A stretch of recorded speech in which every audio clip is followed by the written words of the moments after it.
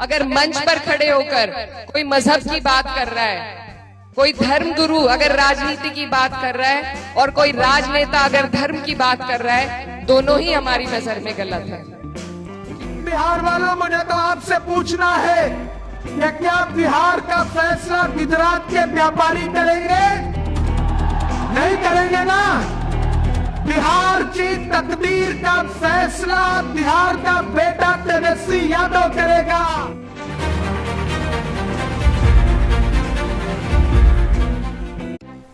बिहार चुनाव का नतीजा आ चुका है। एनडीए की आंधी में महागठबंधन हवा में उड़ गई। एनडीए ने डबल सेंचुरी मारकर सबको हैरान कर दिया। महागठबंधन के एमवाई समीकरण की भी पूरी तरह हवा निकल गई।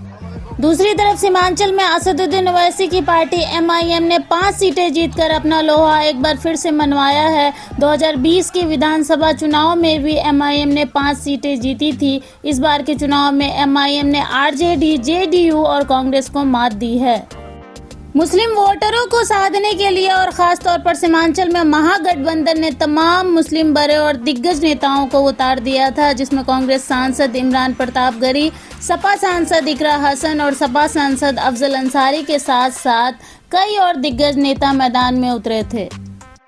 लेकिन जैसा कि आप सब जान रहे हैं कि बिहार चुनाव के नतीजों से ये साफ हो गया है कि इसका कुछ खास असर नहीं पड़ा है और ओवैसी की पार्टी ने सबकी हवा निकाल दी है।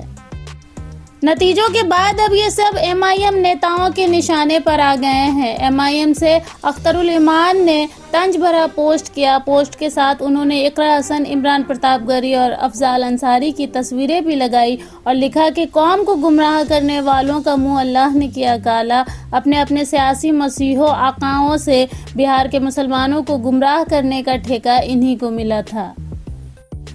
साथ ही इन्होंने कहा कि कांग्रेस ने वोट काटकर हमें भारी नुकसान पहुंचाया, वरना हम 15+ सीट जीत रहे थे। इसके अलावा डेमोक्रेटिक प्रोग्रेसिव आज़ाद पार्टी के प्रवक्ता सलमान निजामी ने भी इमरान प्रताप गरी का नाम लेकर उन्हें खरी खोटी सुनाई। आप एक ऐसे शायर को कैंपेन का स्टार बनाएंगे और हेलीकॉप्टर पे नचवाएंगे और वो शायरी करके आपको लगेगा कि वो वोट दिलवाएगा। इमरान प्रताप गरी, उसका बैकग्राउंड क्या है? वो कुछ भी नहीं था, उसको हमने कांग्रेस में लाया। और गुलाम नबी आज़ाद साहब जैसे व्यक्ति को, लीडर को, सलमान खुर्शीद जैसे लीडर को आप साइडलाइन करके उस शायर को आप प्रमोट कर रहे हैं, उसको राज्यसभा भेज रहे हैं, उसको माइनॉरिटी का चेयरमैन बना रहे हैं। शादी.com के मैनेजर कृष्णा अलवारिया को आप जो है जनरल सेक्रेटरी बना रहे हैं।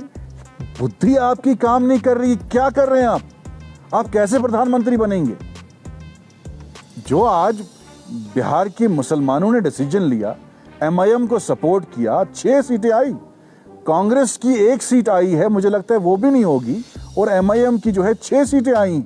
तो मुसलमान जो है वो दरी बिछाने का काम नहीं करेगा। अब मुसलमान जाग गया है हिंदुस्तान का।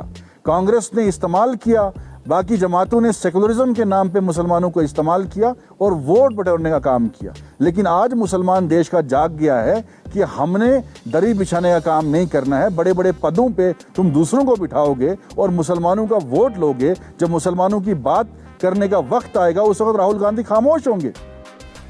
आपकी जानकारी के लिए आपको बता दूं कि बिहार चुनाव में 60 सीटों पर उम्मीदवार उतारने वाली कांग्रेस ने सिर्फ 6 सीटों पर ही जीत हासिल की। 6 में से 2 उम्मीदवार मुस्लिम हैं।